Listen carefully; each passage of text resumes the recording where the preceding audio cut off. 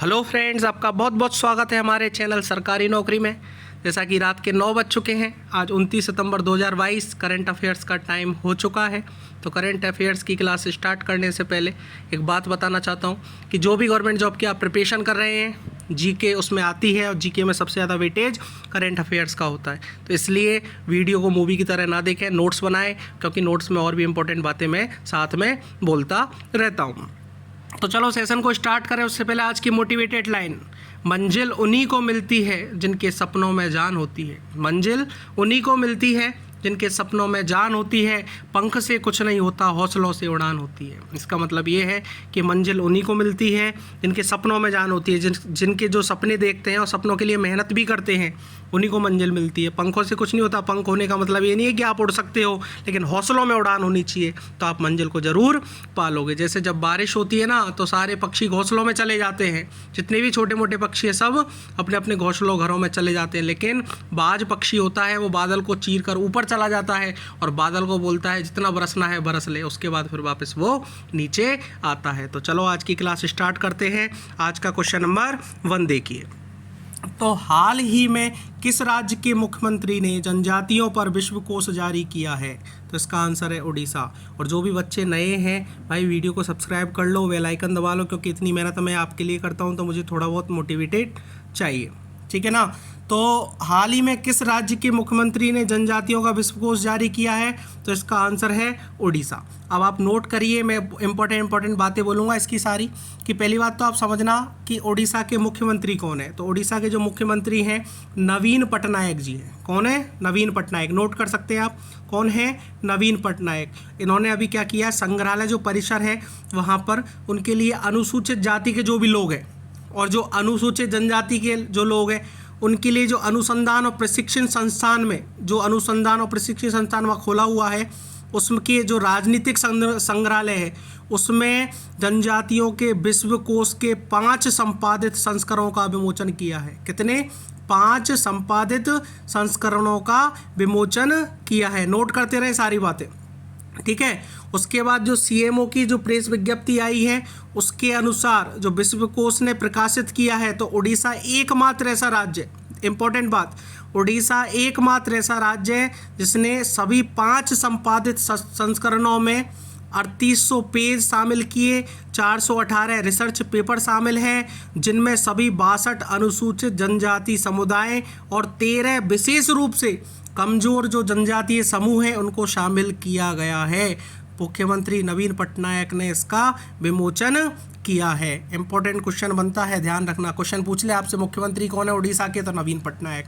कितने संपादित संस्करण विमोचन किए हैं विश्वकोश के अंदर? तो इसका आंसर है 5। कितने पेज का है? 3800 का। कितने रिसर्च पेपर हैं? 418, ठीक है ना। कितनी अनुसूचित जाति समुदाय के लोग हैं? उसमें 62, ठीक है ना।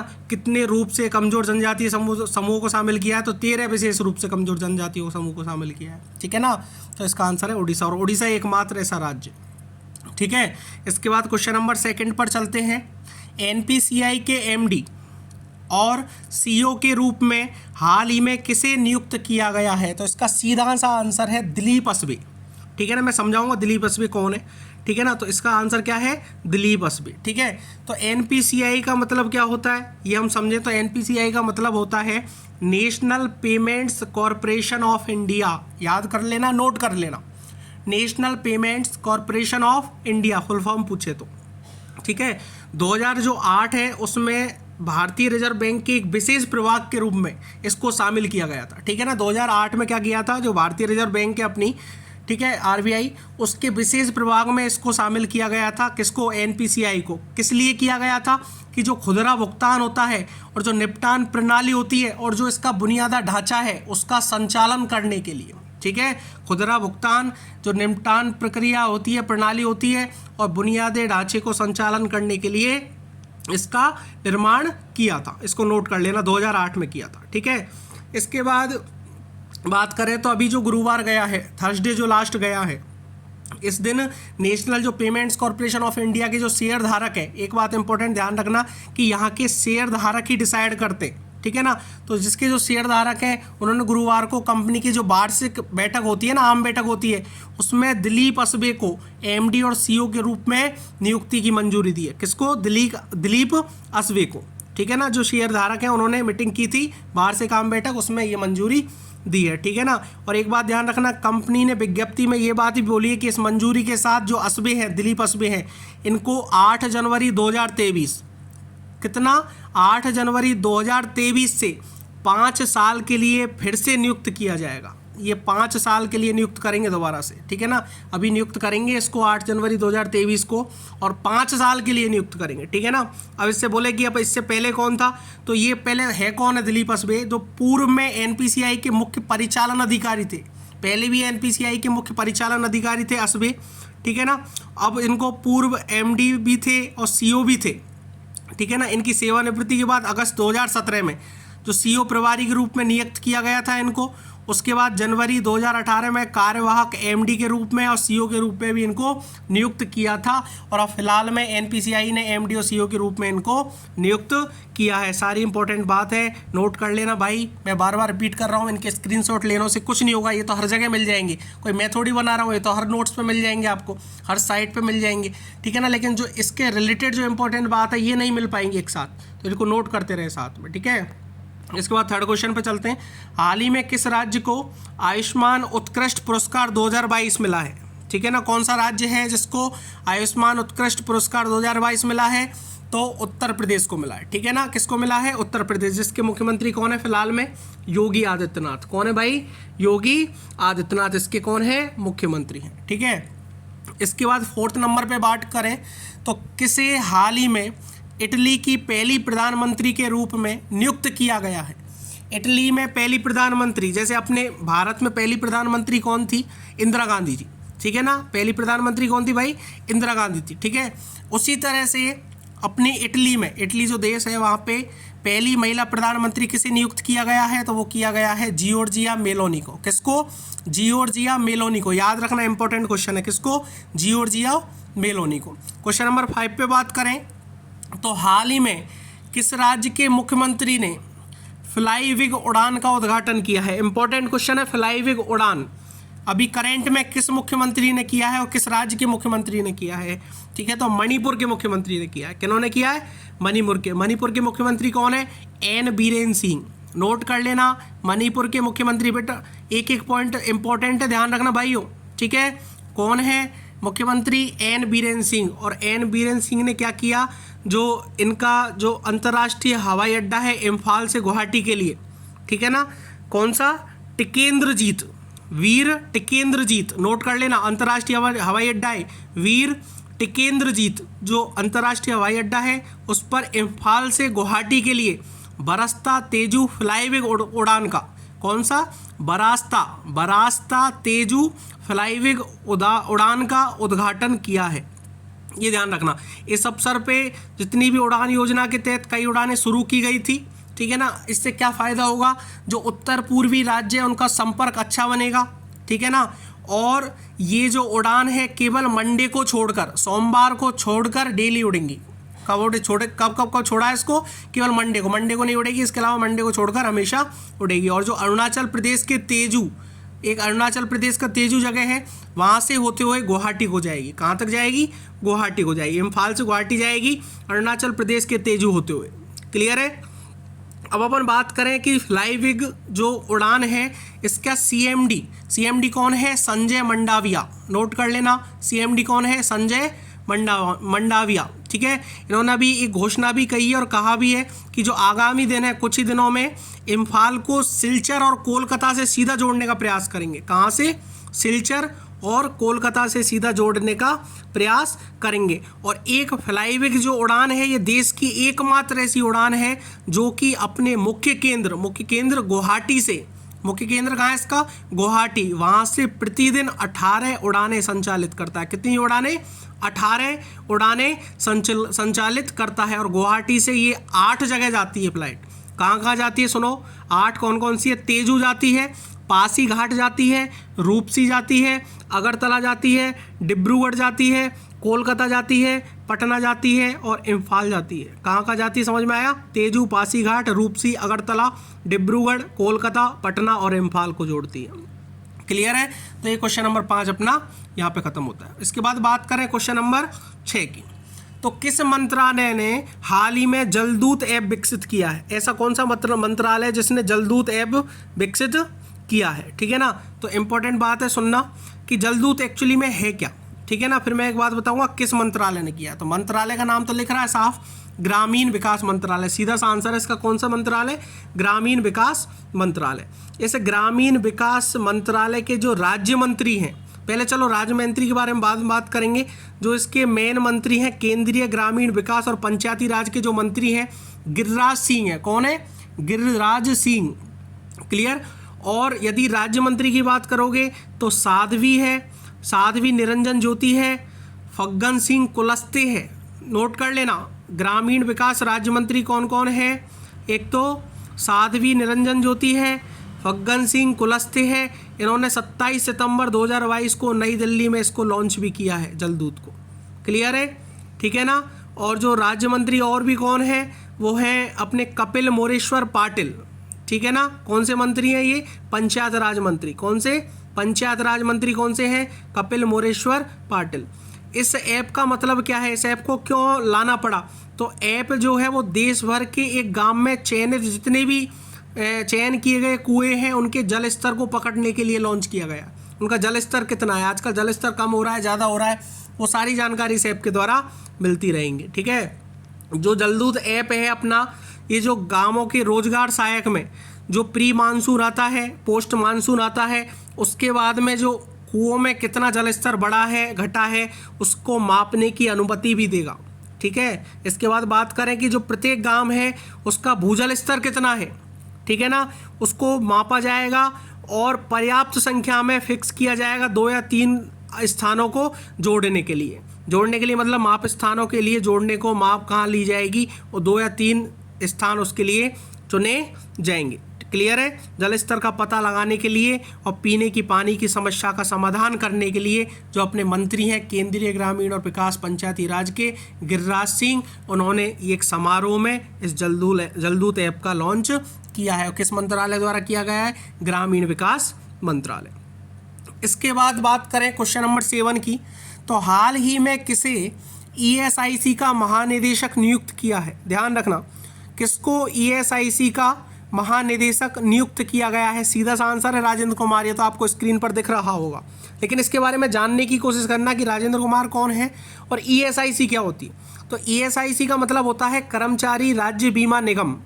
कर्मचारी राज्य बीमा निगम। अभी केंद्र सरकार की मीटिंग हुई थी, केंद्र सरकार में जो मंत्रिमंडल है उसकी मीटिंग हुई थी और शीर्ष स्तर पर प्रशासनिक फेरबदल किए हैं इन्होंने।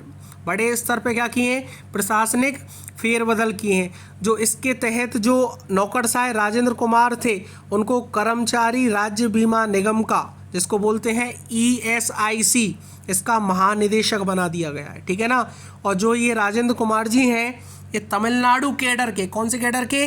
तमिलनाडु कैडर के 1992 के बैच के IAS अधिकारी हैं। कौन से बैच के? 1992 बैच के अधिकारी हैं। और इस समय ये इलेक्ट्रॉनिक्स और सूचना प्रौद्योगिकी मंत्रालय जो है अपना, इलेक्ट्रॉनिक्स एवं जो सूचना प्रौद्योगिकी मंत्रालय है उसका अतिरिक्त सचिव के पद पे भी तैनात है। ठीक है, किसके पद पे? अतिरिक्त सचिव पद। किस मंत्रालय में? ये है इलेक्ट्रॉनिक्स एवं सूचना प्रौद्योगिकी मंत्रालय में। और अब इनको कर्मचारी राज्य बीमा निगम जो ESIC है इसका भी महानिदेशक बना दिया है।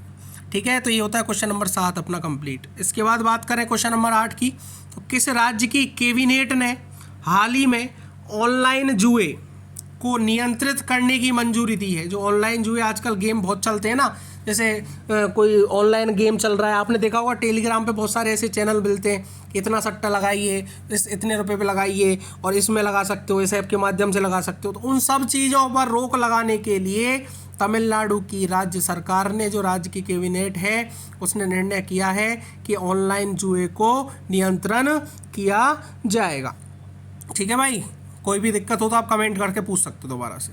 हाल ही में किस देश ने 2 नए प्रायोगिक उपग्रह, एक तो सियान 14 और सियान 15, एक तो सियान 14 और एक सियान 15, इन दोनों को लॉन्च किया है। तो इसका आंसर है चीन। चीन ने किया है अभी लॉन्च सियान 14 को और सियान 15 को। कौन से उपग्रह हैं ये? प्रायोगिक उपग्रह, ठीक है ना। तो ये क्वेश्चन नंबर 9 कंप्लीट है।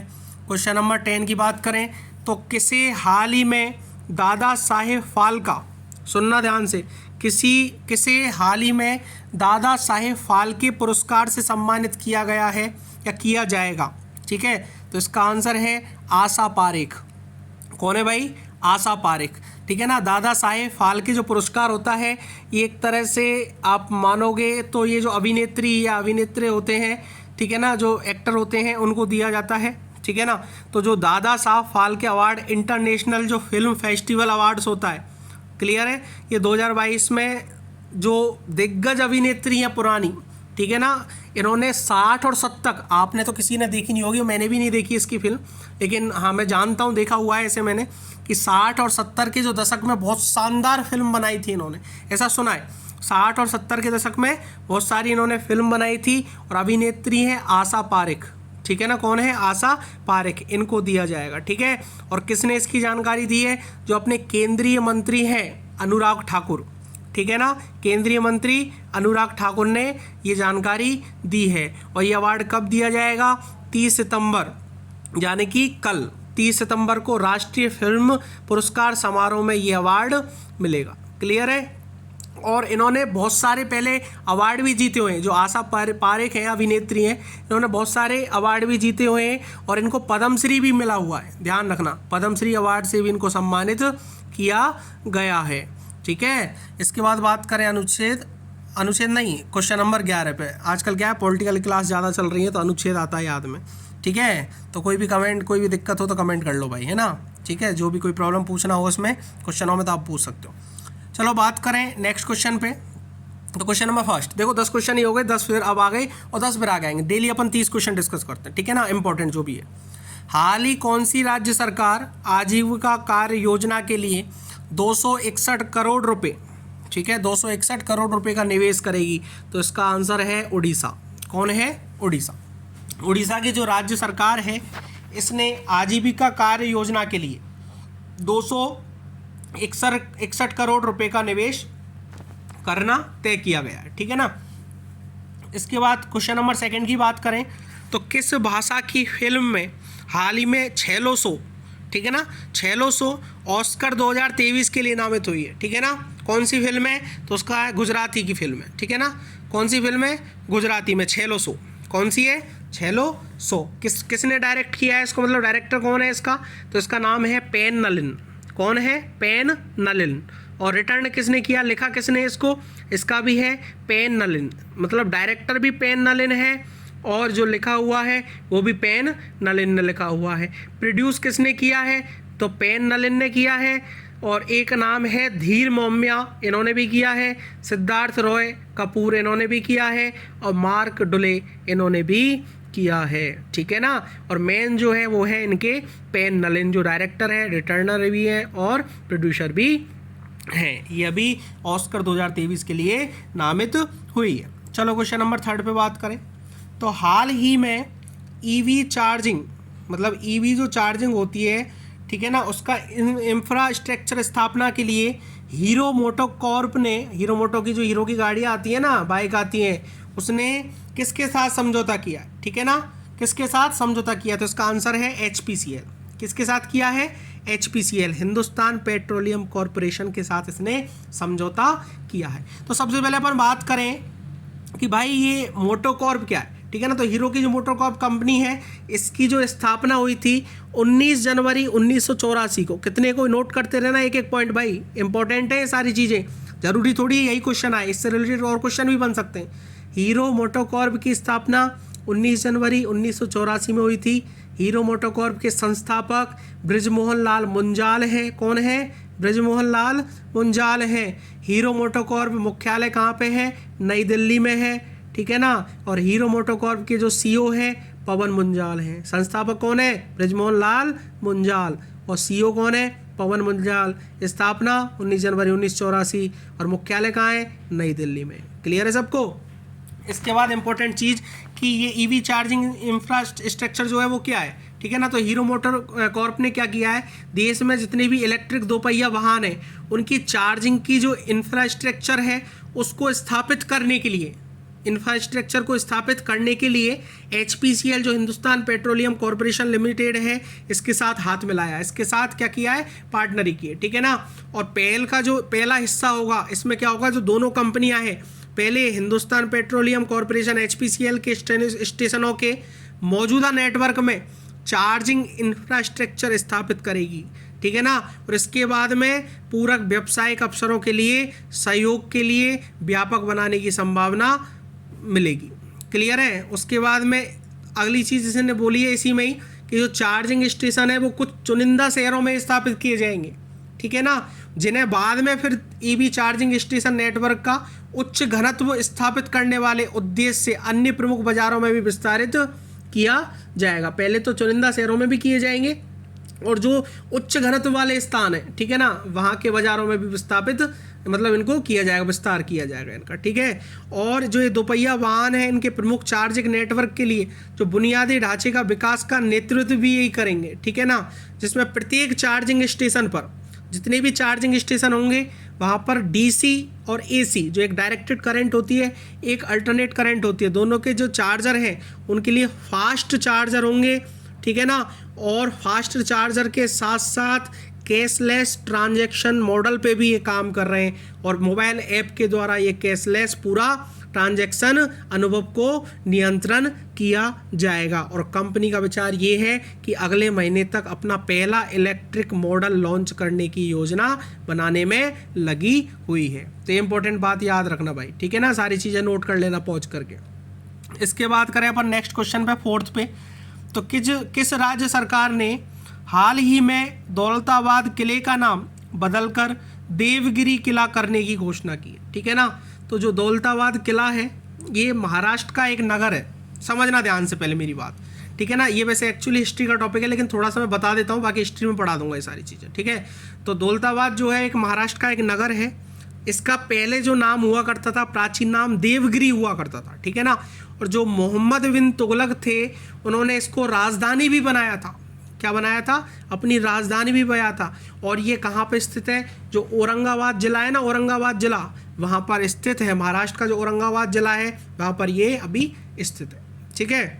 और अपन बात करें तो पहले मोहम्मद बिन तुगलक ने इसकी राजधानी बनाया था, लेकिन जो लोगों की तकलीफ थी, वहाँ की जो ख़राब स्थिति थी और जो आम लोगों को तकलीफ हो रही थी, जिसके कारण कुछ समय बाद या कुछ वर्षों बाद ही राजधानी को पुनः दिल्ली स्थापित कर दिया गया, ठीक है ना। और यह शहर जो है ना हमेशा शक्तिशाली बादशाहों के लिए आकर्षण का केंद्र बना हुआ है। कहने का मतलब यहाँ पर जिन्होंने भी शासन किया है वो एक शक्तिशाली बादशाहों में उनका नाम है, ठीक है ना। तो ये ध्यान रखना।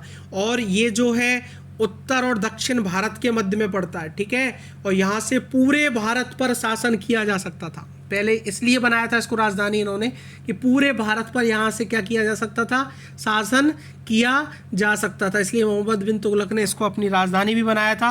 लेकिन बाद में जो जनता की परेशानी थी और वहाँ की जो खराब स्थिति, इनको ध्यान में रखते हुए इसको चेंज करके वापस दिल्ली ला दिया गया। और औरंगाबाद में यह स्थित है, मध्यकालीन जो भारत है उसका सबसे ताकतवर किला है, ठीक है ना, सबसे ताकतवर किला है, जिसे अभी भी और या फिर जिसे सभी जितने दौलताबाद किले के नाम से जानते थे अब इसको देवगिरी किला के नाम से जानेंगे।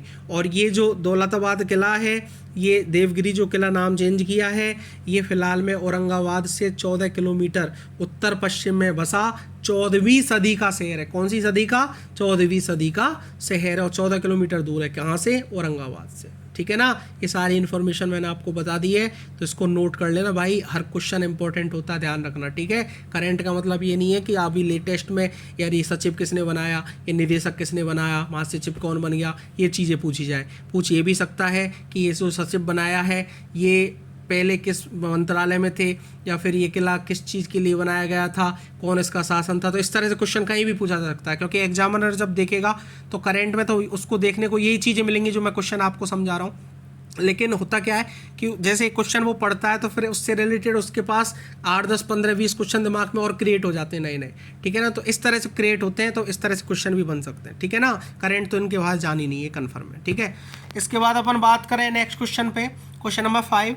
तो हाल ही में किस राज्य के कारागार विभाग ने मोबाइल अटेंडेंस एप्लीकेशन लॉन्च किया है, ठीक है ना। कौन सा ऐसा विभाग है, तो कारागार विभाग ने किया है, ठीक है ना। किस राज्य के ने किया है, नागालैंड राज्य के ने। किस राज्य के ने, नागालैंड राज्य के ने। मोबाइल अटेंडेंस एप्लीकेशन क्या होती है कि मोबाइल पर ही अटेंडेंस लगाने के लिए इस तरह की एप्लीकेशनों को डेवलप किया है, और इसका कारागार विभाग ने क्या किया है, लॉन्च भी किया है इसको, नागालैंड के ने, ठीक है ना। नागालैंड जो राज्य है उसके ने। इसके बाद नेक्स्ट क्वेश्चन पे चलते हैं, 6 नंबर के पे। तो किस देश ने हाल ही में अपनी राजधानी का नाम बदल दिया है, ठीक है ना। ऐसा कौन सा देश है जिसने अपनी राजधानी का नाम बदल दिया है, तो वो देश है कजाकिस्तान, ठीक है ना। कजाकिस्तान ने अपनी जो राजधानी है उसका नाम बदल दिया है और क्या रखा है, नूर सुल्तान, ठीक है ना, या फिर बोल सकते हैं Nur Sultan. Clear, Nur Sultan capital of Kazakhstan. Clear. इससे पहले 2019 और 22 में बता देता हूँ मैं आपको, नूर सुल्तान ही नाम था, ठीक है ना। उसके बाद में 92 और 98 में अकमोला नाम था, ठीक है। 61 से लेके 92 तक इसका नाम था, अलग ही नाम है, तहसीलिंगाड, ठीक है ना, तहसीलिंगाड, याद रखना, ठीक है। तो इस तरह से इसके राजधानियों के पहले भी नाम थे, और नूर सुल्तान अब इसका नाम रख दिया है कजाकिस्तान।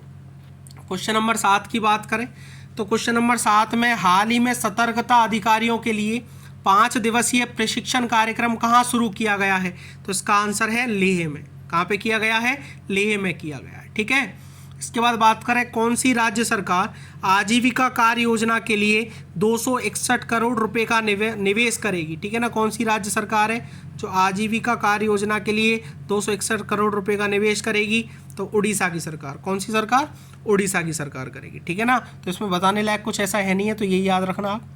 क्वेश्चन नंबर 9, हाल ही में किस राज्य के मंत्रिमंडल ने शराब बनाने को वैध करने का फैसला किया है। ये शायद मैं पहले लास्ट वीडियो में बताया था क्वेश्चन, ठीक है ना, दोबारा समझ लें। मणिपुर ने किया, ठीक है ना, मणिपुर ने किया। तो कौन सा राज्य का मंत्रिमंडल है, तो मणिपुर राज्य का मंत्रिमंडल है जिसने शराब बनाने को वैध करने का फैसला किया है, ठीक है ना, शराब नहीं बनेगी। इसके बाद क्वेश्चन नंबर 10, किस मंत्री ने हाल ही में स्केल ऐप लॉन्च किया है, ठीक है ना। तो याद रखना कौन सा मंत्री है, धर्मेंद्र प्रधान। कौन है भाई, धर्मेंद्र प्रधान। मैं समझा देता हूँ आपको, स्केल क्या होता है। स्केल का मतलब होता है skill certification assessment for leather employees. याद रखना, skill certification assessment for leather employees. ये ऐप है जो शिक्षा और कौशल विकास मंत्री कौन है, शिक्षा और कौशल विकास मंत्री कौन है भाई, धर्मेंद्र प्रधान, ठीक है ना। इन्होंने अभी 20 सितंबर 2022 को, किस दिन, 20 सितंबर 2022 को जो CSIR है, सुनना ध्यान से, इंपॉर्टेंट बात, CSIR कौन होता है, औद्योगिक अनुसंधान परिषद, या इसको बोलते हैं council of scientific and industrial research.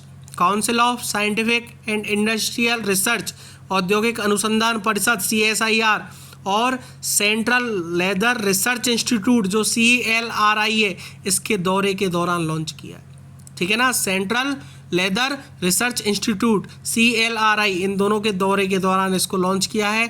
कौशल और शिक्षा विकास मंत्री ने, धर्मेंद्र प्रधान जी ने 20 सितंबर 2022 को लॉन्च किया है स्केल। क्लियर है। अब इसके बाद नेक्स्ट क्वेश्चन पे बात करें, क्वेश्चन नंबर 1। तो हाल ही में विदेश मंत्री जयशंकर किस देश की आधिकारिक यात्रा पे गए थे, तो उसका आंसर अमेरिका है, ठीक है ना। ये इसमें कुछ बताने लायक ऐसा है नहीं, ठीक है।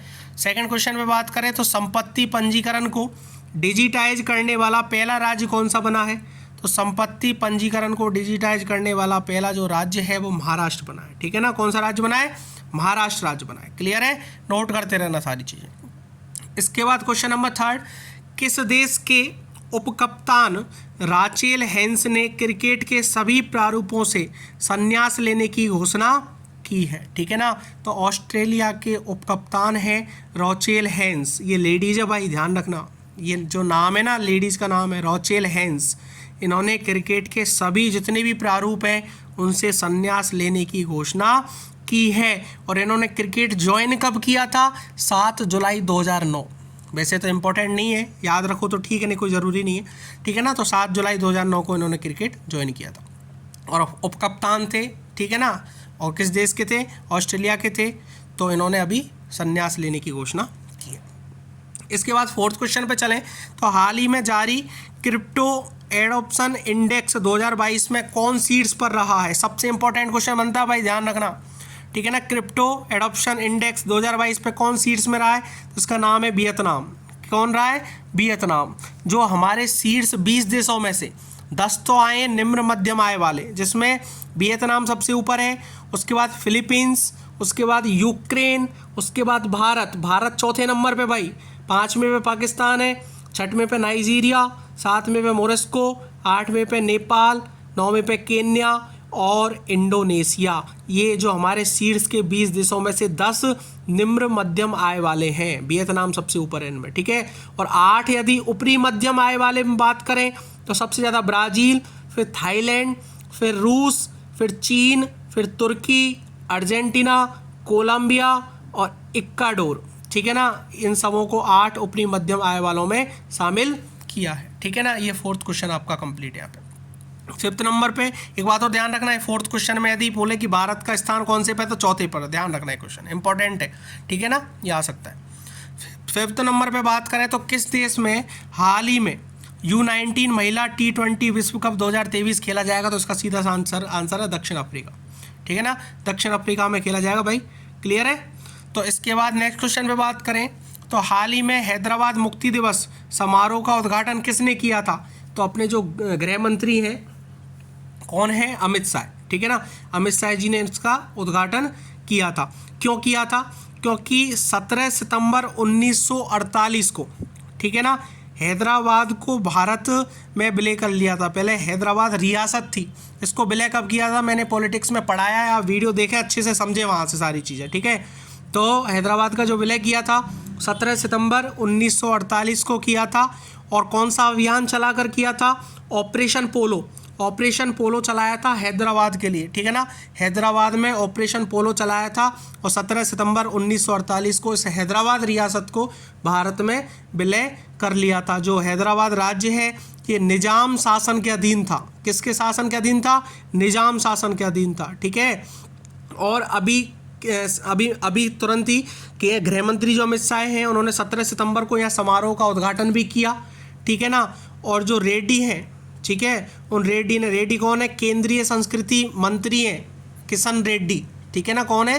किशन रेड्डी। इन्होंने बताया अभी कुछ दिनों पहले, और बताया क्या, देखा भी है कि तेलंगाना, कर्नाटक और महाराष्ट्र के मुख्यमंत्रियों को पत्र भी लिखा था इन्होंने, ठीक है ना। उन्होंने हैदराबाद जो परेड है, मैदान है, उसमें आयोजित होने वाले इस उद्घाटन के लिए उनको आमंत्रित भी किया था, ठीक है। और वो आए भी थे और उनको ये भी कहा गया कि आप भी इस तरह से अभियान चलाएं, क्लियर है। अपने राज्यों में उद्घाटन दिवस मनाने के लिए उचित कार्यक्रम का आयोजन करें, क्लियर है। कौन कौन से राज्य के मुख्यमंत्री आए थे? तेलंगाना के, कर्नाटक के और महाराष्ट्र के, ठीक है ना। 17 सितंबर अभी करंट में अमित शाह जी ने इसका उद्घाटन किया था और 17 सितंबर 1948 को विलय हुआ था किसमें? भारत में, हैदराबाद रियासत का। इसके बाद 7वें क्वेश्चन में बात करें तो चीन के साथ कौन सा देश मिलकर मून रोवर मिशन पर साझेदारी करेगा? मून रोवर मिशन, तो देखो एक बात हमेशा याद रखना कि जो चीन है इसका समझौता हुआ है UAE के साथ। UAE कौन सा राज्य है? UAE कौन सा देश है? राज्य नहीं, देश, ठीक है। कौन सा है? संयुक्त अरब अमीरात। कौन सा? संयुक्त अरब अमीरात। तो इन दोनों के बीच में अभी एक समझौता हुआ है, उसमें बताया गया है कि अंतरिक्ष महत्वाकांक्षाओं को आगे बढ़ाने में मदद करने के लिए दोनों ने हाथ मिलाया है, ठीक है ना। UAE के जो मोहम्मद बिन है राशिद स्पेस सेंटर, ठीक है ना, मोहम्मद बिन राशिद स्पेस सेंटर है, ठीक है ना, UAE का, जिसको शॉर्ट फॉर्म में बोलते हैं MBRAC। और चाइना नेशनल स्पेस एजेंसी है CNS, ठीक है ना, CNS बोलते हैं इसको। इन्होंने UAE के चंद्रमा मिशन पर एक साथ काम करने के लिए समझौता पे हस्ताक्षर किए हैं। और एक बात इम्पोर्टेंट है, ध्यान रखना, समझौता दोनों देशों के बीच पहली संयुक्त अंतरिक्ष परियोजना का प्रतीक है। पहली संयुक्त अंतरिक्ष परियोजना है, ध्यान रखना, ठीक है। इसके बाद बात करें क्वेश्चन नंबर 8 पर, तो 8 में हाल ही में किस संस्था ने आंगन 2022 सम्मेलन का आयोजन किया है? हाल ही में किस संस्था ने आंगन 2022 सम्मेलन का आयोजन किया है? तो इसका आंसर है ऊर्जा दक्षता ब्यूरो, ठीक है ना, ऊर्जा दक्षता ब्यूरो, इसको बोलते हैं bureau of energy efficiency, bureau of energy efficiency, या इसकी शॉर्ट फॉर्म है BEE, क्या है BEE। और जो आंगन है, आंगन 2022, इस आंगन का पूरा नाम है augmenting nature by green affordable new habitat, augmenting nature by green affordable new habitat, इसका पूरा नाम है, ठीक है ना। और जो ऊर्जा मंत्रालय के अपने सचिव हैं श्री आलोक कुमार, नोट कर लेना, इंपॉर्टेंट बात है, ऊर्जा मंत्रालय के सचिव हैं श्री आलोक कुमार, इन्होंने आंगन 2022 सम्मेलन का उद्घाटन अभी करंट में किया है, ठीक है। और आंगन जो 2.0 है, एक 3 दिवसीय अंतर्राष्ट्रीय सम्मेलन है जो विश्व में सतत और बहन योग्य एवं पर्यावरण के अनुकूल आवास बनाने पर भी विचार विमर्श करता है, ठीक है। इसके बाद बात करें क्वेश्चन नंबर 9 पे, तो किस देश की जलवायु कार्यकर्ता वेनेसा नकाटे को UNICEF का सद्भावना राजदूत नियुक्त किया है? सद्भावना, ठीक है ना, सद्भावना, ठीक है, राजदूत नियुक्त किया है। तो युगांडा का, किसका किया है? युगांडा का, याद रखना। कौन सा देश है जिसने जलवायु कार्यकर्ता वेनेसा नकाटे को UNICEF क्या होता है, मैं फुल फॉर्म बता देता हूँ इसकी, United Nations International Children's Emergency Fund, ठीक है, United Nations International Children's Emergency Fund, इसका हेडक्वार्टर न्यूयॉर्क में है, ठीक है, यूनाइटेड स्टेट में। और जो फाउंड किया था, इसको बनाया था, वो 11 दिसंबर 1946 को बनाया था, और न्यूयॉर्क में नहीं बनाया था, न्यूयॉर्क में और यूनाइटेड स्टेट में जो, ठीक है ना। और इसका जो हेड है, ध्यान रखना इंपॉर्टेंट, जो इसका हेड है Catherine M Russell, Catherine M Russell. ये जो नाम होते हैं ना अंग्रेजों के, ये याद नहीं होते हाल फिलहाल, ठीक है ना, लेकिन ऑप्शन देख के तुरंत याद आ जाता है उस टाइम, ठीक है ना। तो हल्का सा 2-4 बार रिवीजन कर लोगे तो दिक्कत नहीं होगी। Catherine M Russell. और UNICEF की फुल फॉर्म है United Nations International Children's Emergency Fund, note कर लेना इसको, ठीक है ना। तो कहाँ का राजदूत नियुक्त किया है? युगांडा का। इसके बाद नेक्स्ट क्वेश्चन और लास्ट क्वेश्चन इस वीडियो का, हाल ही में किस बैंक ने 3 साल के लिए सुमत कठपालिका को अपना MD और CEO नियुक्त किया है? ठीक है ना, कौन सी बैंक है? तो सुनना ध्यान से, ये है इंडसइंड बैंक, ठीक है ना, इंडसइंड बैंक बोलते हैं, इंडसइंड बैंक बोलते हैं, ठीक है ना। तो कौन सी बैंक है जिसने MD और CEO नियुक्त किया है किसको? सुमत कठपालिका को, तो है इंडसइंड बैंक, ठीक है। तो जो इंडसइंड बैंक है, जो इसने 24 मार्च को 2023 को, सुनना ध्यान से, 24 मार्च 2023 से, ठीक है ना, तो 23 आएगी, उससे 3 साल के लिए प्रबंध निदेशक और मुख्य कार्यकारी अधिकारी के रूप में, प्रबंध निदेशक मतलब वही MD और CEO और मुख्य कार्यकारी निदेशक अधिकारी के रूप में सुमंत कठपालिया की फिर से नियुक्ति दी है, ठीक है ना, दोबारा से नियुक्ति दी है ऐसी कोई, ठीक है, पहले ही भी यही था। और निजी ऋणदाता ने एक्सचेंजों को सूचित किया है, ठीक है। और एक बात इंपॉर्टेंट ध्यान रखना कि जो पुनर्नियुक्ति ऋणदाता के शेयर धारकों और भारतीय रिजर्व बैंक के अनुमोदन के अधीन है, ठीक है ना। ऋणदाता के जो शेयर धारक होते हैं ना, और भारतीय रिजर्व बैंक के जो अनुमोदन करता है जिसका नाम, उसके अधीन होता है, ठीक है। और तीसरी इंपॉर्टेंट चीज कि जो ये इंडसइंड बैंक है, इसमें शामिल होने से पहले कठपालिया ने किस किस बैंक में काम किया है? सिटी बैंक में किया है, बैंक ऑफ अमेरिका में, और MBN अमरो के साथ भी काम इन्होंने किया है, नोट कर लेना, ठीक है। City bank, bank of America और MBN अमरो के साथ भी किया है। इसके बाद ये जो बैंक है, ये निष्पादन, वित्तीय प्रबंधन, निवेशक संबंधों के प्रबंधन, जो विलय और अधिग्रहण होता है, अकार्बनिक विकास के अवसर, मूल्यांकन, डिजिटलीकरण या फिर अनुपालन या कोई भी शासन है, उन सब के लिए जो भी जिम्मेदार होगा ये अधिकारी होगा, MD CEO होगा, जिसका नाम है सुमत कठपालिका। तो आज की वीडियो यहीं ख़त्म होती है। मुझे उम्मीद है कि आपने सारी चीज़ें नोट की होंगी, एक बार इसका रिवाइज कर लोगे और डेली रिवाइज करते रहोगे तो ऑप्शन देख के सारी चीज़ें याद आ जाती हैं, ठीक है ना। तो जिसको वीडियो अच्छी लगी है, यहाँ तक देखी है, तो लाइक ज़रूर करना भाई, कमेंट ज़रूर करना, जिससे मैं मोटिवेट रहता रहूँ, इस तरह की आपकी वीडियो प्रोवाइड कराता रहूँ। और कोई कमी दिखती है या कोई डाउट आता है तो आप कमेंट करो, नेक्स्ट वीडियो में सॉल्यूशन मिलेगा, या हो सका तो मैं कमेंट में भी सॉल्यूशन प्रोवाइड कराने की आपको विश्वास दिलाता हूँ, ठीक है ना। तो थैंक यू वेरी मच।